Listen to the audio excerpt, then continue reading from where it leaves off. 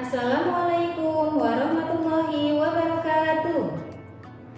Alhamdulillahirabbil alamin wa bihi nasta'in wa ala umuri dunya waddin. Wassalatu wassalamu ala asrofil anbiya'i wal mursalin wa ala alihi wa sahbihi ajmain. Amma ba'du. Pertama-tama marilah kita panjatkan puja serta puji syukur kita kehadirat Allah Subhanahu wa taala karena pada kesempatan kali ini kita bisa bertemu kembali dalam kegiatan Kultum Pagi.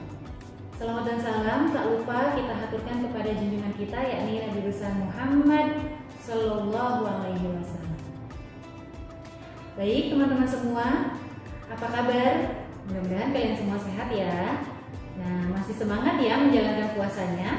Pada kesempatan kali ini, Ibu akan menyampaikan kultum yang bertemakan tentang masa kejayaan Islam.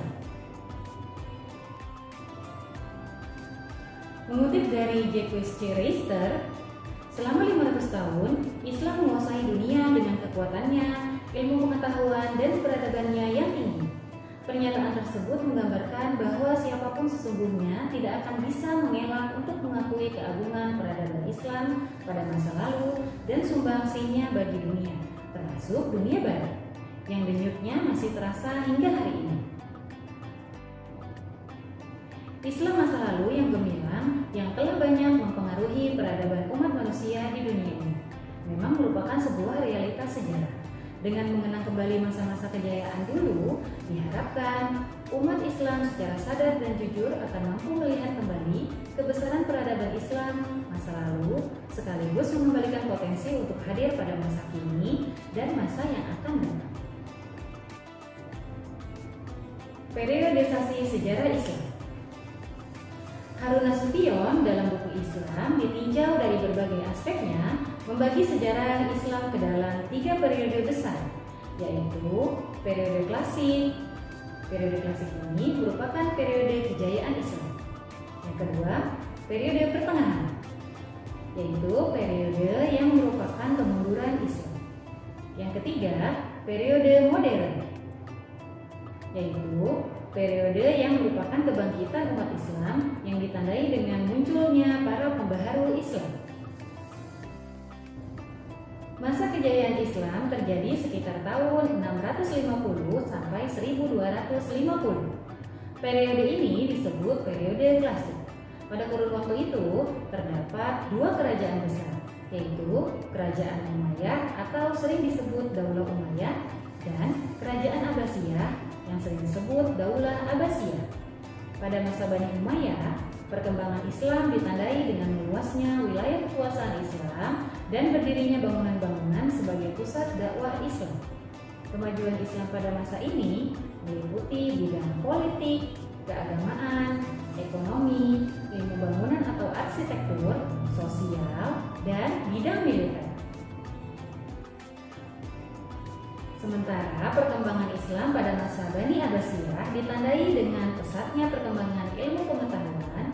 Kemajuan Islam pada masa ini meliputi bidang ilmu pengetahuan, ekonomi, ilmu bangunan atau arsitektur, sosial, dan bidang militer. Tentu saja kemajuan umat Islam baik pada masa Bani Umayyah maupun Bani Abbasiyah tidak terjadi secara tiba-tiba. Akan tetapi ada penyebabnya, yaitu disebabkan oleh faktor eksternal dan faktor internal. Faktor internal antara lain sebagai berikut. Yang pertama, konsistensi dan istiqomah umat Islam kepada ajaran Islam. Yang kedua, ajaran Islam yang mendorong umatnya untuk maju. Yang ketiga, Islam sebagai rahmat seluruh alam. Dan yang keempat, Islam sebagai agama dakwah sekaligus keseimbangan dalam menggapai kehidupan duniawi dan ukhrawi. Selanjutnya, faktor eksternal antara lain sebagai berikut. Yang pertama, terjadinya asimilasi antara bangsa Arab dan bangsa-bangsa lain yang lebih dulu mengalami perkembangan dalam ilmu pengetahuan. Pengaruh Persia pada saat itu sangat penting di bidang pemerintahan.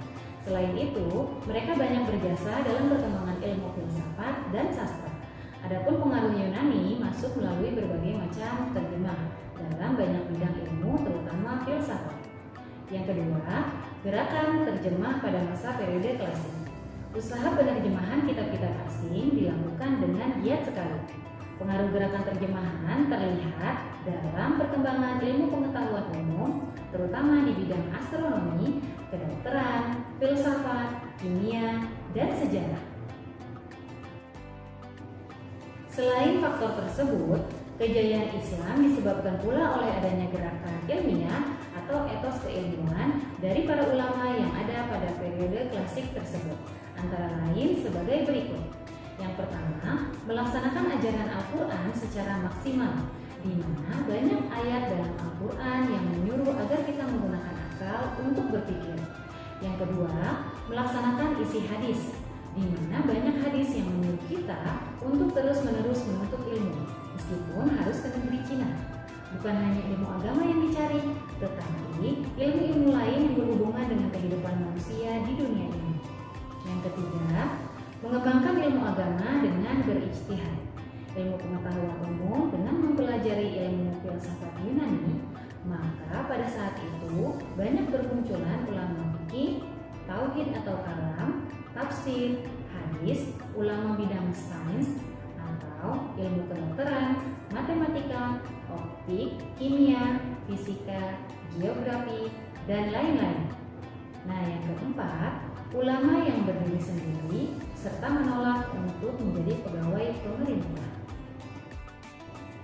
Nah, teman-teman, dari penjelasan tersebut, sekarang waktunya bangkitlah generasi muda Islam, sing-singkan lengan baju kalian, gapai kembali kejayaan Islam sebagaimana Islam pernah mengukir sejarah peradaban dunia ini. Demikian kultum yang dapat Ibu sampaikan pada kesempatan ini. Semoga dapat bermanfaat bagi kita semua ya, dan dapat kita aplikasikan dalam kehidupan kita sehari-hari. Lebih dan kurangnya mohon dimaafkan, yang benar datangnya dari Allah Subhanahu wa Ta'ala dan yang salah datangnya dari Ibu pribadi sebagai manusia biasa. Tetap semangat ya puasanya. Pisau arit memotong duri. Ibu mohon pamit undur diri. Wassalamualaikum warahmatullahi wabarakatuh.